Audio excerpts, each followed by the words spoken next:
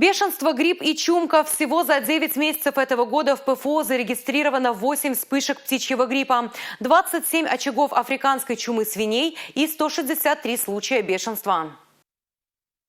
В республике за это время на грипп проверили почти 5500 птиц. Исследования показали отрицательный результат. Аналогичная ситуация и с чумкой свиней. Однако в связи с неблагополучной обстановкой с заболеванием в соседних регионах Татарстане и Нижегородской области остро стоит вопрос принятия профилактических мер. Бешенство животных в республике последний раз зарегистрировали 18 октября в Канашском районе. С 21 октября в деревне Новая Яндоба на 2 месяца введен карантин. За 9 месяцев в Чувашии против бешенства привито более 360 тысяч животных.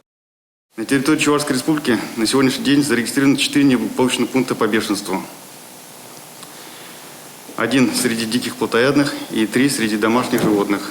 Буквально последний случай – это собака в личном подсобном хозяйстве на территории Канашского муниципального округа. С начала года ликвидировано и оздоровлено, с учетом переходящих с прошлых лет, 5 неблагополучных пунктов.